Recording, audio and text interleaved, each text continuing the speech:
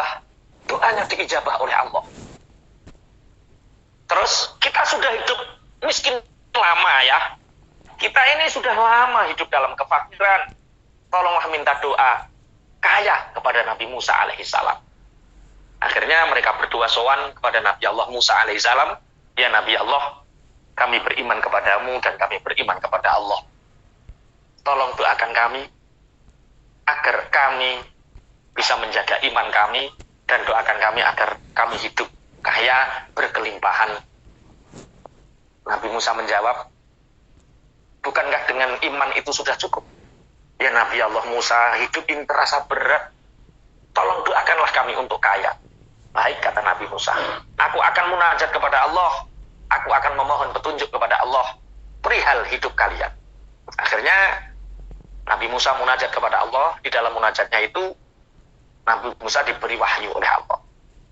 Berikan pilihan kepada mereka, suami istri itu, wahai Musa alaihissalam. Pilihan apa? Dia hidup dalam dua keadaan. Dia akan miskin dulu, menjelang akhir hayatnya dia akan kaya. Diijabahnya ditunda untuk kebaikannya. Miskin dulu baru kaya, atau suruh kaya dulu baru miskin di akhir hayatnya. Dua pilihan. Melarat dhisik, koko sugih terus meninggal, apa sugih dhisik, engko akhir hayat melarat. Cara jenengan milih pundi, Bu? Oh, gegana niku Sugih boten kepiye. barbarane melarat, apa melarat dhisik barbarane sugih? Cara sampean milih pundi? Melarat riyen mengke sugih, meninggalnya dalam keadaan kaya, bisa bersedekah. Ono sing milih melarat dhisik, ono sing milih sugih dhisik. Akhirnya suami istri juga berbeda. Ciri-ciri sing lanang karena yang laki-laki ini lebih dewasa. Bunda, sudahlah, kita sudah lama melarat, nggak apa-apa, melarat dulu nggak apa-apa. Yang penting di akhir hayat kita itu nanti kaya. Yo enggak, Pak. Awak wis capek melarat, Pak. Wis toh, sing penting tau rasane sugih melarat nek gak apa. Akhirnya karena suami ini, ya namanya suami, ingin membahagiakan istri, minta doa kepada Nabi Musa juga karena istrinya. Ya Nabi Allah Musa, kita ingin kaya. Walaupun setelah kaya 3 tahun ini, nanti miskin lagi nggak apa-apa, kata istri saya, yang penting wis ngerti rasanya kaya. Akhirnya betul, setelah kejadian hari itu, Allah memberi rezeki yang melimpah kepada pasangan suami istri ini. Banyak harta berlimpah, tapi apa yang dilakukan? Setiap hari dia bersedekah, setiap hari dia bersyukur, setiap hari dia mensyukuri nikmatnya dengan banyak memberi makan, memberi sedekah, memberi Masya Allah, banyak membantu orang.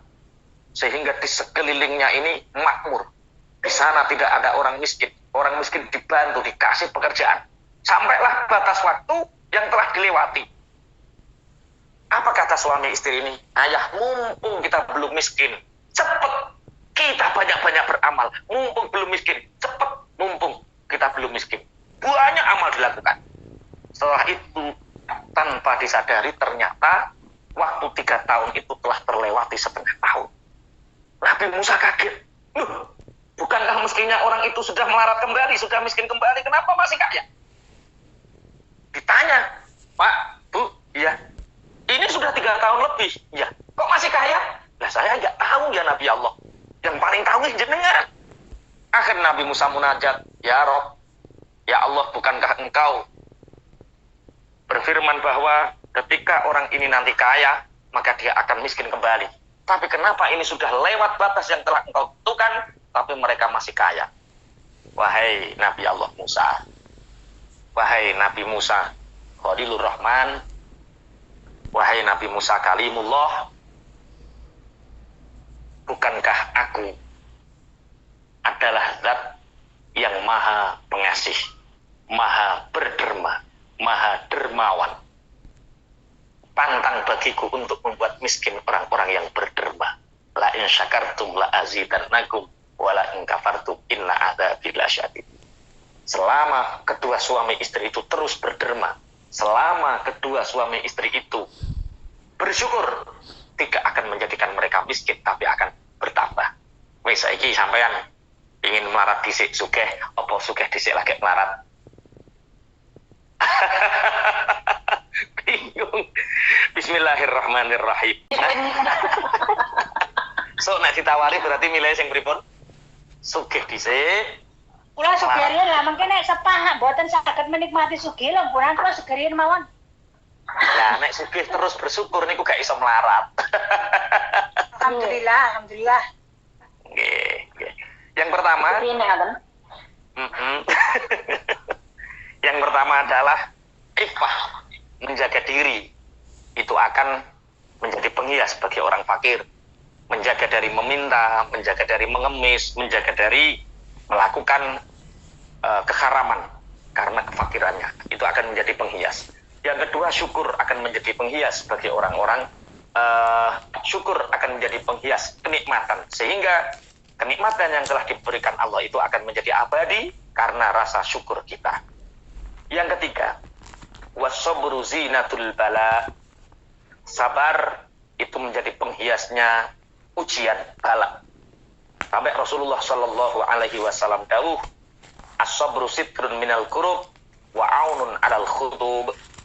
Sabar itu penutup bagi kesulitan dan naungan bagi kesulitan. Bapak Ibu, surga itu sangat mahal. Sehingga kita ketika ingin memasuki surga itu, Allah menguji kita. Bagaimana agar ujian ini bisa dilewati dengan kesabaran? وَلَنَبْلُوَنَّكُمْ بِشَيْءٍ مِنَ الْخَوْفِ وَالْجُوعِ وَنَقْصٍ مِنَ الْأَمْوَالِ وَالْأَنْفُسِ وَالثَّمَرَاتِ وَبَشِّرِ الصَّابِرِينَ. وَلَنَبْلُوَنَّكُمْ بِشَيْءٍ مِنَ الْخَوْفِ. Aku akan uji kalian dengan rasa takut. Semua manusia itu diuji oleh Allah dengan rasa takutnya. Takut tidak makan, takut miskin, takut kehilangan, takut tidak mendapatkan, takut dipulangkan, takut itu ujian. Walju, takut lapar. Wana kesiminal amwali, dan bangkrut. Wal anfusi, takut anaknya meninggal, takut saudaranya meninggal, takut suaminya dimiliki orang lain, rasa takut. Semua orang diuji dengan rasa takutnya. Bagaimana melewati rasa takut itu? Wa basyiris sabirin. Maka bahagialah bagi orang-orang yang bersabar. Artinya orang yang bersabar itu, satu, rasa takut ini akan terkalahkan dengan rasa syukurnya. Rasa takutnya ini akan kalah dengan keyakinannya. Rasa takutnya ini akan kalah dengan harapannya. Rasa takutnya ini akan kalah dengan keimanannya. Jadi Bapak Ibu, sabar adalah kunci dari semua masalah kita.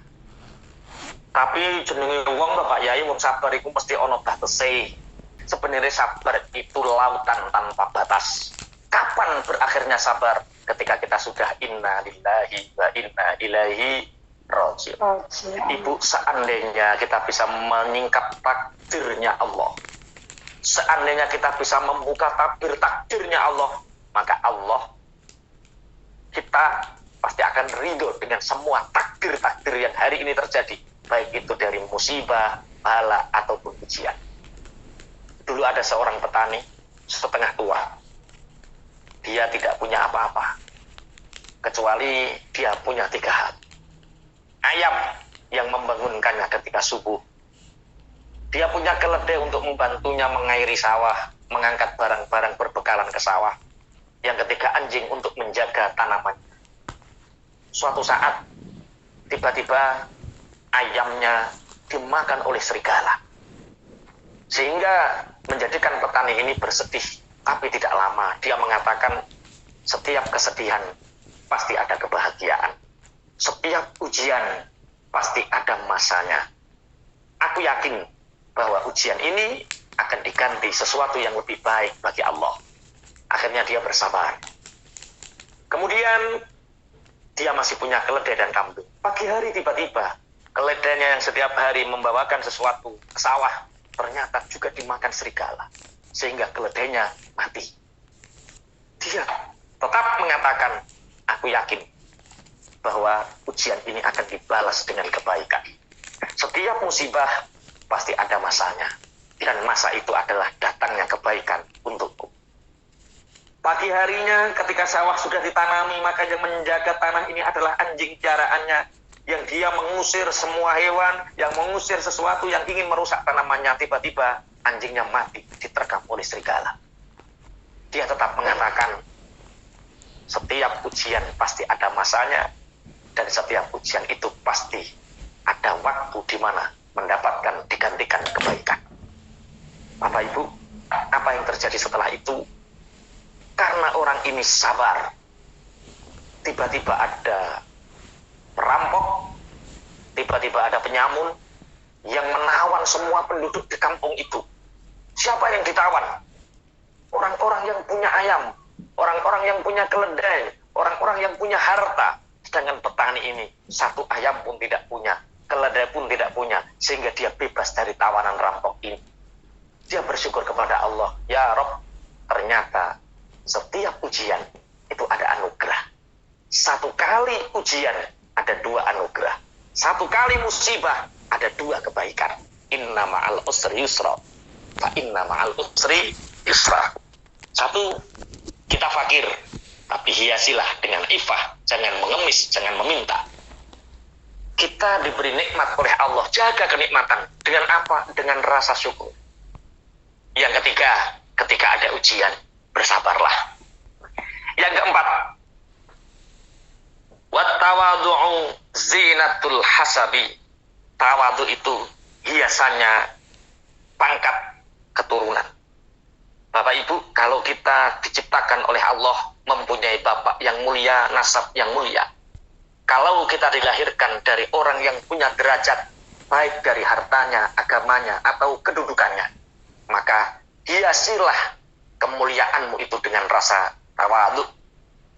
Sebagaimana yang dilakukan oleh Rasulullah Muhammad SAW, bahwa tawadu itu, ini sebelum tak terangkan tentang bagaimana contoh tawadu itu, orang yang punya nasab, kehormatan, bapaknya mulia, kakeknya mulia, buyutnya mulia, canggahnya mulia, warengnya mulia, gantung siwurnya mulia, udek-udeknya mulia, sampai gedang bosoknya mulia misalnya. Tapi kalau anaknya ini tidak punya rasa tawadu, maka anak ini akan menciderai kehormatan ayahnya. Maka tawadu ini akan menghiasi derajat kemuliaan orang-orang yang terdahulu. Ada anak sombong karena dia gus, karena dia anaknya kiai. Ada orang sombong karena dia anaknya camat, anaknya bupati. Maka kesombongannya ini menutup semua pintu kemuliaan bapak-bapak. Wa tawadhu zinatul hasad. Rasulullah Shallallahu Alaihi Wasallam mencontohkan ketika Rasulullah hijrah dari Mekah menuju Madinah, itu orang-orang kaya Madinah menyambut, orang-orang terhormat menyambut, semua menyambut, ingin diampiri, ingin rumahnya disinggahi Rasulullah Muhammad Shallallahu Alaihi Wasallam. Tapi apa yang disabdakan Rasulullah? Biarlah untaku ini yang memilih berhenti di mana untaku ini.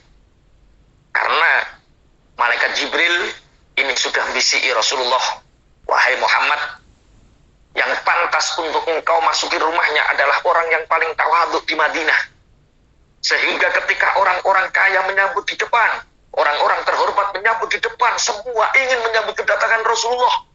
Ada satu orang yang dia tidak berani keluar rumah karena menyangka tidak pantas bagiku untuk menyambut Sayyidul Anam, untuk menyambut Khairul Anam, makhluk terbaik di jagat raya ini, Rasulullah Muhammad Sallallahu Alaihi Wasallam. Tapi hatinya merindukan, hatinya ingin bila Rasulullah berkenan untuk singgah di rumahnya. Apa yang terjadi? Ternyata unta Rasulullah ini dibiarkan tepat di depan pintu rumah Abu Ayyub Al-Ansari. Kenapa?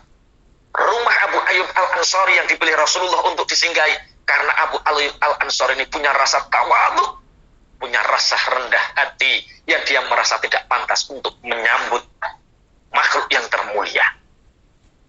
Jadi dulu ketika malaikat Jibril mengumumkan bahwa sebentar lagi akan datang Isra Mi'raj bagi Rasulullah, Semua binatang-binatang kendaraan surga merasa yakin dia yang terpilih untuk dinaiki oleh Rasulullah Muhammad sallallahu alaihi wasallam. Ada satu kendaraan yang bernama Buraq yang berada di pojok surga. Dia menatap ke bawah, hatinya menangis, berdoa. Tapi dia merasa tidak pantas untuk melayani Rasulullah. Sangat tawadhu makhluk ini. Makhluk surga yang bernama Buraq ini.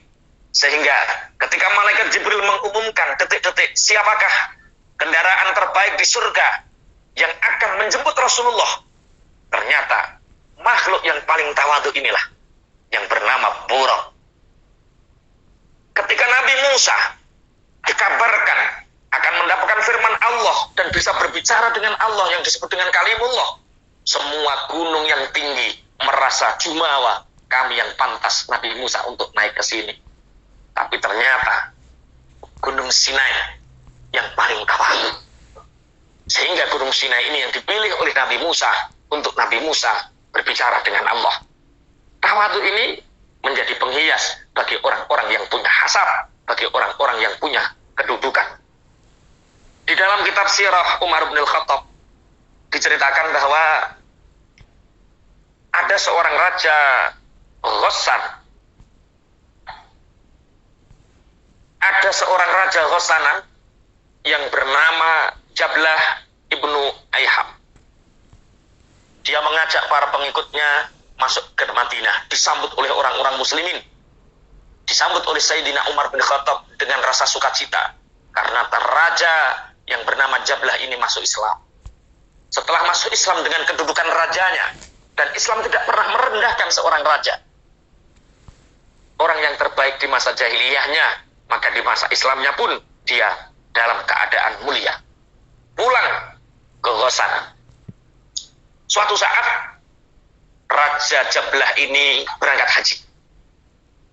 Ketika tawaf, tiba-tiba dia berdesakan dengan orang fakir, orang yang pakaiannya biasa, tidak menunjukkan pakaian bangsawan. Sehingga karena desakan ini, sapu tangan Raja Jablah ini jatuh. Sehingga Raja Jablah marah dan memukul orang fakir ini. Dibawa ke pelataran Masjidil Haram dan dicambuk. Ketika itu dilaporkan kepada Sayyidina Umar bin Khattab, dan orang fakir ini dilindungi oleh Sayyidina Umar bin Khattab. Tangkap Raja Jablah itu. Kenapa aku ditangkap? Kenapa kamu mencabuk dan memukul orang ini? Dia orang miskin, sedangkan aku raja. Ketika aku tawaf, dia mendesakku sehingga jatuh sarung tanganku. Apakah kamu Islam? Kata Sayyidina Umar bin Khattab. Ya, aku Muslim. Kalau kamu Islam, tidak ada kedudukan yang mulia di sisi Allah kecuali ketakwaannya. Ketika tawaf, di sini tidak ada raja, di sini tidak ada khalifah, di sini tidak ada presiden, di sini tidak ada orang kaya. Semua dinilai dari takwanya. Inna akramakum indallahi atqakum. Tangkap Jablah, adili dia. Balas kisos sebagaimana dia telah melakukannya kepadamu, wahai orang fakir. Walakum fil qisasi hayatu ya ulil albab. Akhirnya Raja Jablah ini diam-diam mengajak seluruh pasukannya untuk keluar dan dia melarikan diri. Inilah Islam, tidak membedakan kedudukan. Orang yang punya tawadhu, dia akan diangkat derajatnya oleh Allah, dan orang yang sombong akan dihinakan oleh Allah. Dari cerita ini kita bisa melihat bahwa hiasilah hidup kita dengan tawadhu. Tawadhu niku rendah hati, Bu. Rendah hati niku ngalahan. Wong nek ngalah niku bakal mewah, wong nek ngalah niku bakal megah, wong nek ngalah niku bakal uripe disegani. Wong nek mewah, napa nek wong ngalah niku uripe bakal memang. Allahumma amin ya rabbal alamin. Fakir, hiasilah dengan ifah, jangan mudah mengemis, jangan mudah meminta, jaga diri dari haram. Ketika kita punya nikmat banyak dari Allah, syukuri, maka dengan bersyukur itu nikmat kita akan abadi. Kemudian kalau Allah menguji kita, itu tandanya Allah mencintai kita. Sabarlah, karena dengan sabar itu akan menyelesaikan semua permasalahan kita. Yang keempat, ketika kita punya derajat, punya kedudukan baik dari segi agama, harta, atau kedudukan, maka tawaduklah, karena dengan rendah hati itu akan menjaga kemuliaan dan derajat kita. Yang kelima, wal hilmu zinatul ilmi. Bijaksana itu menjadi penghias ilmu. Banyak orang berilmu tapi tidak bijaksana. Banyak orang berilmu tapi jaluk menangi dewi. Rasulullah Shallallahu Alaihi Wasallam pernah diriwayatkan satu hadis annahu kallamat Rasulullah jariyatun minas sabi. Ada tawanan perang seorang wanita berbicara kepada Rasulullah Shallallahu Alaihi Wasallam. Faqala laha man anti. Kemudian Rasulullah menjawab, kamu siapa? Faqalat bintur rajuli al-Jawad Hatib. Apakah engkau tidak mengenalku wahai Rasulullah? Aku adalah putri seorang laki-laki yang dermawan yang bernama Hatib. Akhirnya Rasulullah Shallallahu Alaihi Wasallam bersabda, irhamu aziza qaumin dhalla. Kasih sayangilah pembesar-pembesar kaum yang hari ini hina. Irhamu ghaniyan iftaqara. Kasihanilah orang-orang kaya yang hari ini menjadi miskin. Irhamu aliman dha'a bainal juhal. Kasihanilah orang alim, orang yang pinter, yang orang-orang bodoh menyia-nyiakannya. Siapa orang alim yang disia-siakan oleh orang bodoh? Yaitu orang alim yang tidak bijaksana. Wong alim sing orang ngerti panggonan.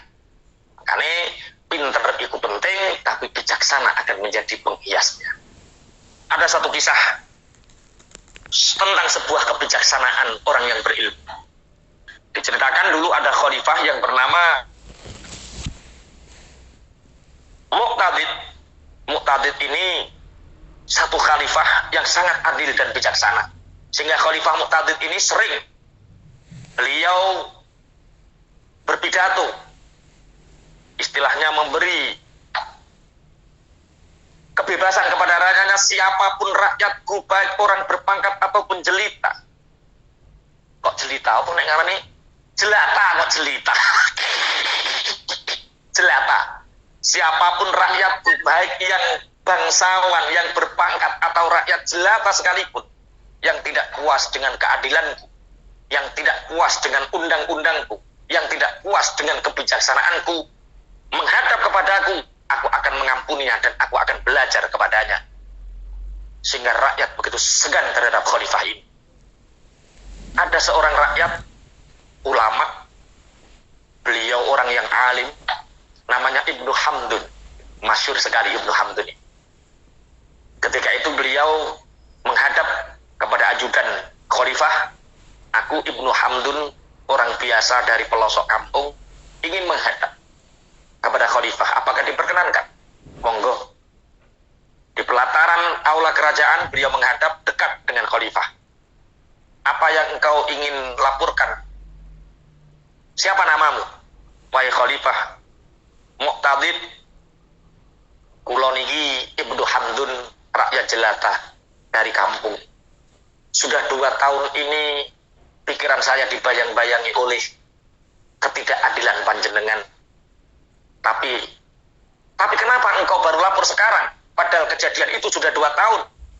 Karena aku segan dengan keadilanmu, dan aku segan.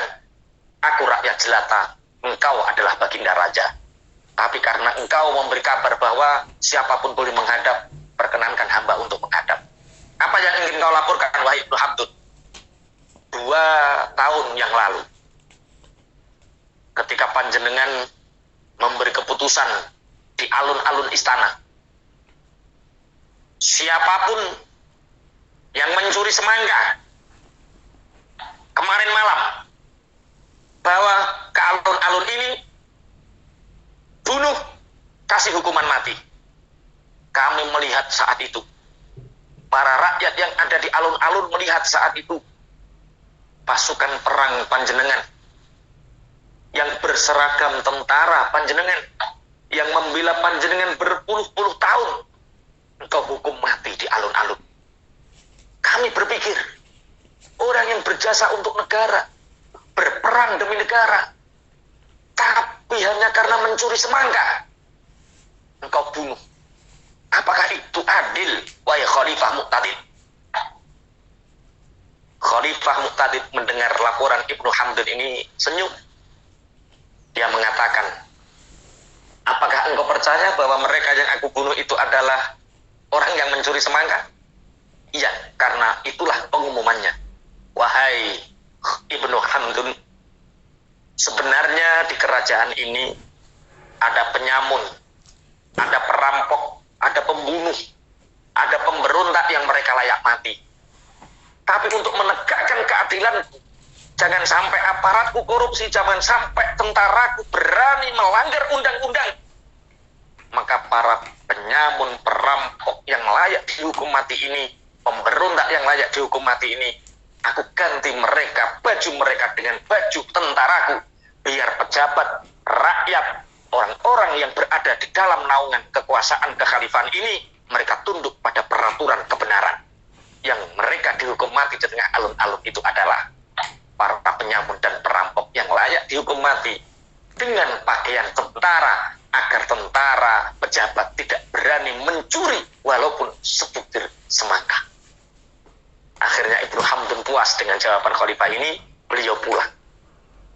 1, fakir hiasilah dengan aifah. 2, nikmat hiasilah dengan syukur. 3, bila ada ujian hiasilah dengan sabar. 4, bila kita punya derajat, keturunan, jabatan, kekuasaan, harta, hiasilah dengan tawadhu. 5, kalau kita punya ilmu, hiasilah dengan kebijaksanaan. Yang ke-6, watarkul minnati zinatul ihsani. Meninggalkan mundat-mundat itu menjadi hiasan kebaikan. Bapak Ibu rahimakumullah, awake nek nulung koncone aja diundat-undat. Awake nek nulung kanca ngutangi kanca aja diundat-undat. Awake nek bantu kanca aja diundat-undat. Berbuatlah baik sebanyak-banyaknya, tinggalkan mundat-mundat, maka hidupmu akan mulia, penuh dengan perhiasan keimanan. Bismillahirrahmanirrahim. Karena ngundat-ngundat oleh Allah ini disinggung di dalam Al-Quran, ya ayyuhalladzina amanu la tubtilu sadaqatikum bil manni wal adha kalladzi yunfiqu ria'an nasi wa la yu'minu billahi wa la bil yaumil akhir. Hai orang-orang yang beriman, jangan kalian hapus pahala sedekahmu dengan mengundat-undat dan menyakitkan hati. Kowe gak ngerti toh, zaman kowe arep budal ning Taiwan sing iwaki sapa, sing ngutangi duit sapa, bareng saiki ning Taiwan duwe duit dijaluki tulungmu ora gelem, ora ilang lah wujud ning mudat-mudat. Ketika kita membantu orang, kemudian bantuan kita ini diundat-undat, maka pahalanya hilang. La tubtilu shadaqatikum bil manni wal adha. Kalau kita berbuat baik, ya berbuat baiklah, jangan ngundat-undat. Yang selanjutnya, ini yang tadi napa nek ngarani watarkul minnah zinatul ihsan. Yang keberapa berarti? Saiki ke-6 atau ke-7? Ke-7. Watadallul zinatul muta'allim. Dan menghinakan diri itu adalah penghiasnya orang yang belajar. Jadi nek dadi santri ya kudu ngrendah ning hadapane Pak Kiai. Ketika Pak Kiai berjalan sebagai seorang santri, dia menundukkan kepala. Ketika Pak Kiai membutuhkan apa yang bisa dilayani. Watadallul zinatul muta'allim. Santri yang seperti itu, orang yang belajar seperti itu, maka dia akan diangkat derajatnya oleh Allah. Rasulullah Shallallahu Alaihi Wasallam bersabda, "Man kharaja yuridu ilman yata'allamahu, fatahallahu lahu baban ilal jannah." Rasulullah bersabda, "Man kharaja yuridu ilman yata'allamuhu, fatahallahu lahu baban ilal jannah." Barang siapa yang keluar dari rumahnya hanya mengharapkan ilmu, pergi keluar dari rumah untuk belajar, maka Allah akan membukakan pintu untuknya menuju surga. Ya semoga online ini juga termasuk. Siapa yang membuka HP-nya untuk belajar misalkan, nah semoga Allah membukakan pintu kita untuk menuju surga. Allahumma amin. Malaikah aknafaha. Dan para malaikat itu benggang suwiwine. Kalau ibu tahu bagaimana orang yang menggendong bayi nung itu jadi apa? Ngudang. Orang-orang yang mencari ilmu, para santri, para thalib, para orang-orang yang mengaji, mencari ilmu, dia tidak hanya dibukakan pintu surga untuknya, tapi dia ditimang-timang oleh para malaikat. Kula jenengan sak mangene iki ditimang-timang Bapak Ibu. Ngaji maca hadis Kanjeng Nabi, dawuh para ulama, ditimang-timang sumpah nang malaikat. Ayo ditimang-timang, Masya Allah. Wa shallat alaihi malaikatus samawati wa hitanul bahri rawahu Abu Ya'la. Dan malaikat-malaikat yang ada di langit, bahkan hewan-hewan di lautan, bersolawat untuk kita, mendoakan rahmat untuk kita, mendoakan agar dosa-dosa kita diampuni. Allahumma amin. Ini nikmatnya orang yang muta'alim, nikmatnya orang yang belajar. Satu, dibukakan pintu untuknya menuju surga. Jadi khusus untuk para santri yang ngaji, khusus untuk orang yang muta'alim yang ngaji, satu pintu terbuka untuknya menuju surga. Satu. Yang kedua, ditimang-timang oleh para malaikat. Yang ketiga, malaikat-malaikat yang ada di langit dan semua makhluk sampai hewan-hewan yang ada di laut beristighfar untuk kita, bersolawat untuk kita agar dosa-dosa kita diampuni. Allahumma amin, insyaallah. Kemudian yang ke-8 yang terakhir, wal khusyu'u zinatus shalah. Salat itu baik kita kerjakan. Salat itu yang paling utama kita kerjakan. Tapi hiasi salat kita dengan khusyuk. Nek salat ojo sampai iling reno-reno, iling ngene Gusti Allah. Sing diarani khusyuk niku napa to? Wa huwa al khaufu ad-daimu fil qalbi. Sing diarani khusyuk itu punya rasa takut di dalam hati. Punya rasa takut yang selalu punya rasa takut di dalam hati. Al khaufu ad-daimu fil qalbi. Ini sudah hampir 1 jam. Mungkin ada 1-2 pertanyaan. Kalau nggak ada, kita tutup dengan doa bersama-sama. Monggo berdoa bersama-sama. Semoga apa yang kita kaji siang ini ada barokah manfaatnya di dini wa dunya. Al-Fatihah.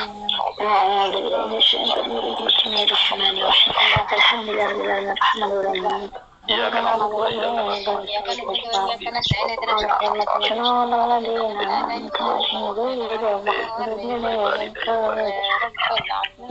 Bismillahirrahmanirrahim. Alhamdulillahirabbil alamin hamdan yuwafi ni'amahu wa yukafi Salatu wassalamu ala sayyidina Muhammadin wa Allahumma anzil rahmatan wa maghfiratan ala sa'iri ahlil qubur al muslimin wal muslimat wa nakhusuh sunna arwahi jamiyatinul ihsan wa nakhusun ibu katmirah kakak mulyati adik juga kakak Mbah Perintah sekalian, Mbah Kun sekalian, Mbah Sobi sekalian, Sahaja sekalian, Mbah Kun sekalian, Katin sekalian, Irfa'lahu darajat Beranum sayyad Allah iklamul hasan wa adkhil jannati mal abad bahad Allahumma aslih bana wa ajib wa tawallana bil husna wa zayyina bit taqwa wajma' lana kharajal akhirah wa qul wa rasulna ta'ataka Bismillana lil yusra wa jannati bil usra wa ahidna min syururi anfusina wa min sayyiati a'malina wa ahidna min 'adzabil nar wa 'adzabil mahya tamamat wa min fitnatil masih ad-dajjal rabbana atina min ladunka rahmatan wa hab lana min amrina rasyada rabbana atina hasanatan wa fil akhirati hasanatan wa qina 'adzaban nar sallallahu ala sayyidina Muhammadin subhana rabbika rabbil 'izzati 'amma yasifun wa salamun alal mursalin walhamdulillahi rabbil alamin bisiril fatihah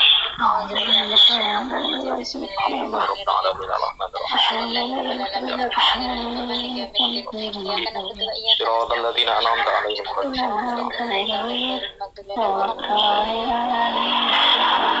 Dari kami cukup, mohon maaf atas segala kekhilafan. Semoga ada barokah manfaatnya. Ihdinas siratal mustaqim. Assalamualaikum warahmatullahi wabarakatuh. Waalaikumsalam.